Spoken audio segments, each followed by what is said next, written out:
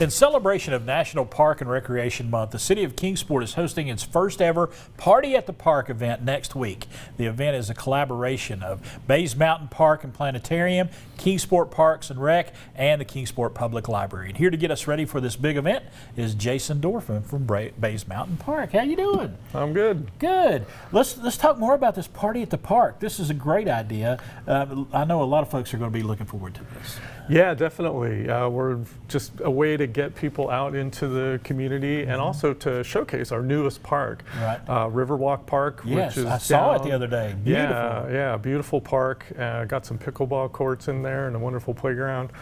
So it'll be a collection of a lot of different departments from leisure services, which incorporates Bays Mountain Park, the library, Parks and Recreation, as well as the Cultural Arts Department and the Senior Center. And so we'll all be out there. We'll have different tables set up with different activities and information about the different community resources and activities available to residents. And I love all of the different options that you have in Kingsport for parks, for green spaces, for just like your planetarium at Bays Mountain. So many great different options that you have when you're thinking about recreation. Yes, indeed. Yeah, the city has done a great job with that. Now let's talk about. You brought some things here today from Bays Mountain that are unique to Bays Mountain, and let's talk about what you've got here, because you've got some We're talking about the beaver stuff first of all, because one of the first times I ever saw a beaver in the wild was at Bays Mountain Park. Yeah, we have quite a few beaver now. It's pretty exciting. I do some kayak programs on the lake throughout the year, and they come out just as the sun is setting. It's really great. I caught a glimpse of one before he slapped his tail and took off. So this is just an example of some of the things that we'll have kind of out at our table at the park at this event on Friday. This is a beaver tail. They use this in a lot of different ways. Of course, I'm an astronomer, so I don't have all the details.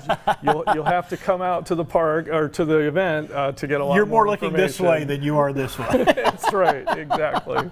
But it's great that we can show people things like this. And that's one of the great things about Bays Mountain Park. If you're interested in astronomy, or if you're interested in animals, or just getting out into nature, you have it all right there, one-stop shop. We do. We really do. And that's really cool. And you actually brought the skull of a beaver. Skull of a beaver, so you can kind of see the teeth that they use to chew. And you can actually see what they do with those teeth right here. Yeah. Oh my goodness. Yeah. All right, look at that. I mean, it's amazing to me, the strength of a beaver's teeth and the strength that they have to be able to chew through wood like this. Yep. Yeah, they're amazing. Amazing animals. Amazing animals. They really are. Definitely. Now, you're in the planetarium, and the planetarium there at Bays Mountain. Oh, so many great programs. Yeah, we're fortunate to have such a wonderful facility for the city. It's been great. I know when I was a kid, and they had the planetarium there. His first experience I had with a planetarium. Just mind-blowing for me. Yeah, and astronomy, is really, it's a very different science, because we're always looking at things far away. And so there's no hands-on. And so we find ways to bring that to the people in a more interactive way. So this is a model of a comet that we did a few years back for our Comets and Discovery show. And this is a great way to just demonstrate what comets are and what happens with comets when they come through the inner part of the solar system.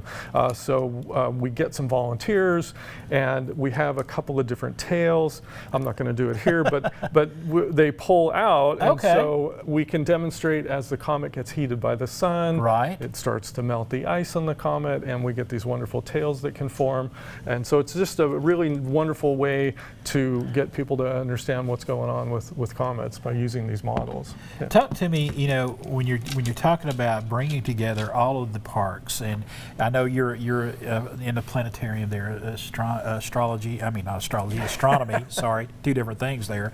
But when you're bringing that all together, and you have all the folks coming together to see everything that you have to offer, it's going to be a source of pride for someone who works for Kingsport City Parks. Oh, definitely. Yeah. We've been working more with the other departments to collaborate on a lot of different things. We've done some different events with the Parks and Rec over the summer or in the spring with our wildflower programs, wildflower walks, and that's been great. And we're going to continue that as we go through the year. if you had, I know that you have so many questions you get, especially from children. Oh, yeah. What is the one thing that they really ask you about all the time when it comes to astronomy? Wow, that's it. Black holes. Okay. Black holes we get that a lot, especially from elementary school I think black kids. holes are kind of a little bit terrifying for folks. Yeah, because I think a lot of people think of them as space vacuum cleaners, right. and that's not really what they are. Yes. So they're just very, very compact, massive objects that if you get really close, they have a lot of gravity. Yeah, but no. You may be in trouble if you get really close. If you get really close, yes. All right. Jason, we appreciate you stopping by. Folks, they got the Party at the Park event coming up. It's coming up tomorrow from 10 a.m. to 12 p.m. That brand new park. It's right down there on the river in Kingsport near downtown. They would love to see you there. And coming up,